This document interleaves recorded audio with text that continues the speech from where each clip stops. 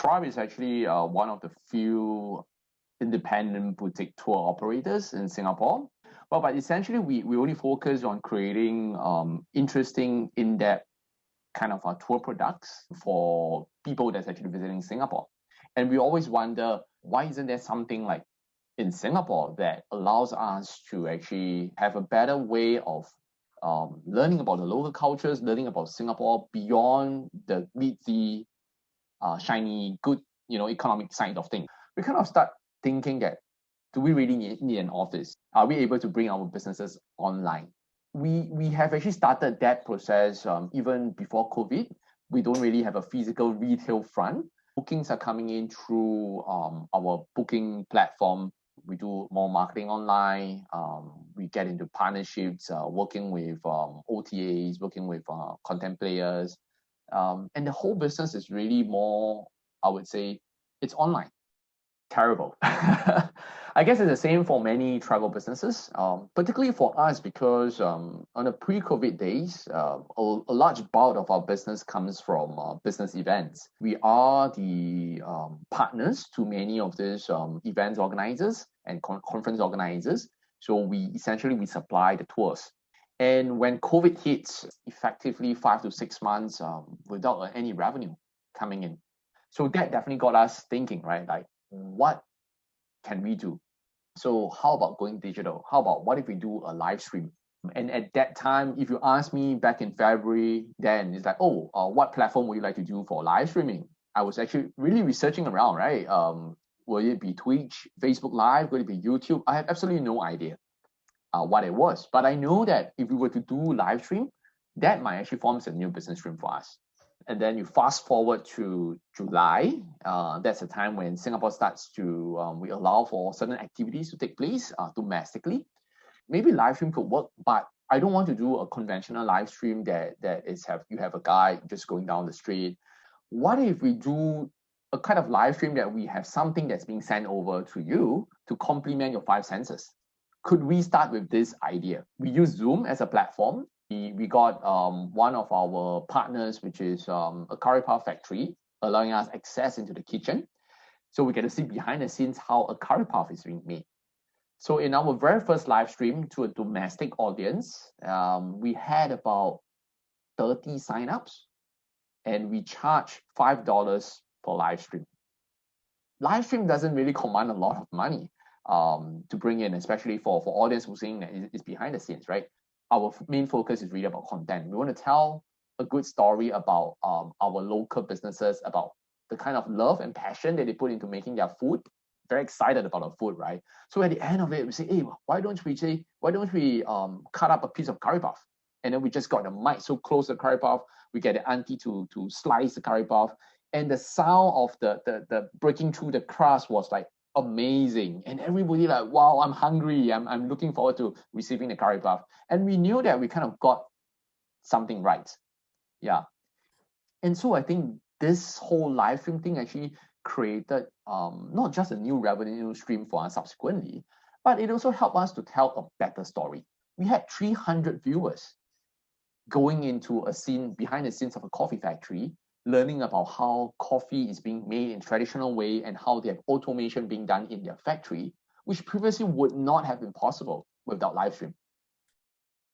Now is the time that people are willing to accept live stream as a content.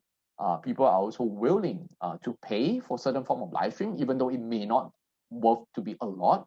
They still prefer the the kind of physical experience, but that doesn't stop them from paying the $5, $10 for live stream.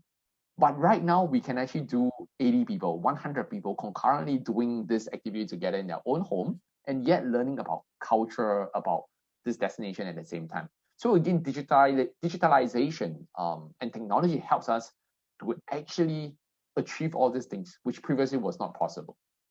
And I think this is exactly what makes that hook where, oh, this is interesting. I'm seeing this live stream now.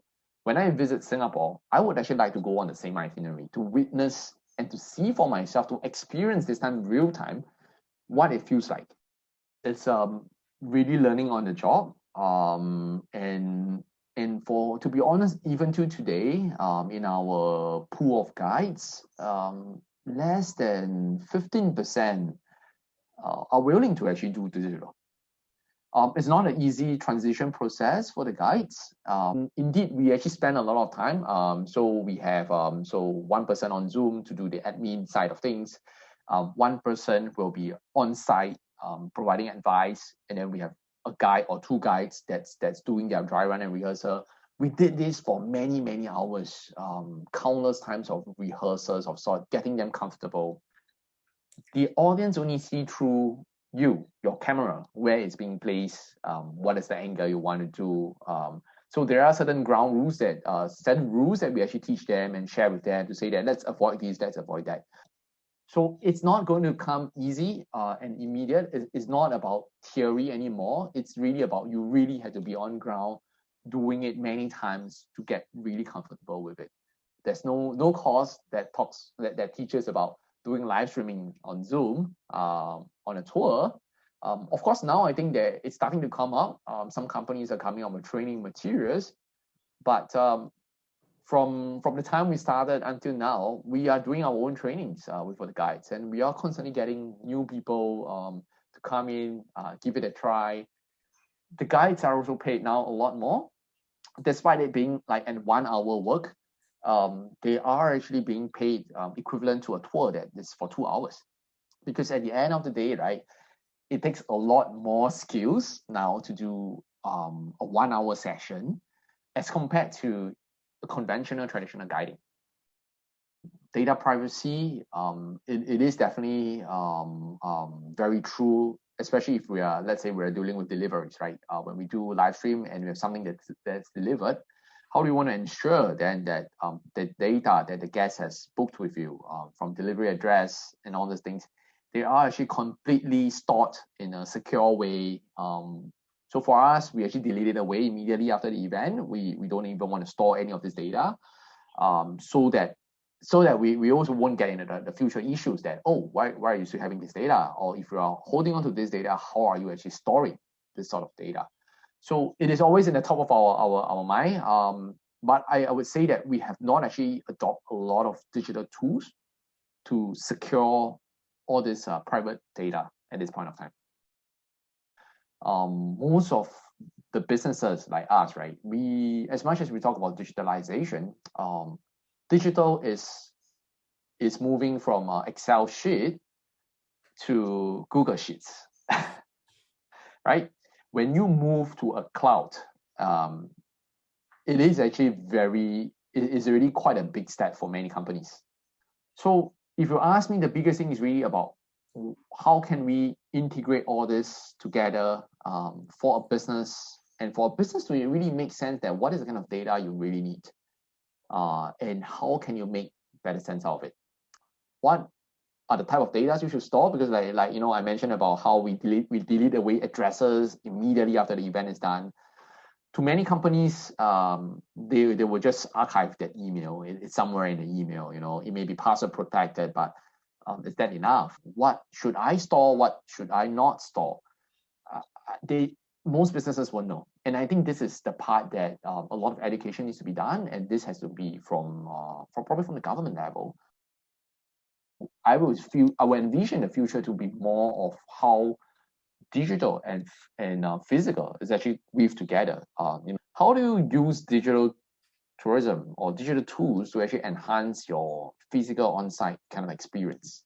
That's where I feel the future is going to be. If you are in a tour or haunted tour and you want to tell that this is haunted, you want to create the kind of fear and the goosebumps. Hey, maybe there's a sound that can just be played as part of a whole tour experience through your own mobile phone, because you're connected to some apps, right?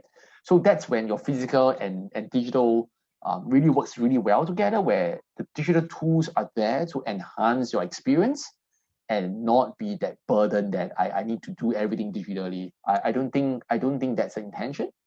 Yeah, so it's meant to complement each other.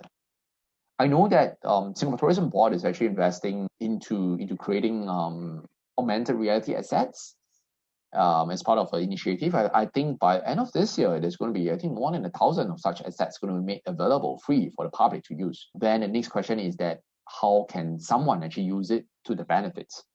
So this whole thing about augmented reality, short fronts going AR, I don't know. I don't know how much of a ROI it may bring from a business perspective. There will always be a question that a business will ask. But from a branding perspective, PR perspective, the fact that a tourism board willing to invest in such assets, AR digital tools, it definitely tells a lot that we are progressing. The true litmus test is that how can your creators out there, your content curators or your creators out there, how can they make use of the assets you've created and create brand new offerings and products out there? I think that really shows how much your sector has evolved, because if your products or assets you created is being used by creators out there, it definitely shows that you have created good products, good assets for us to use.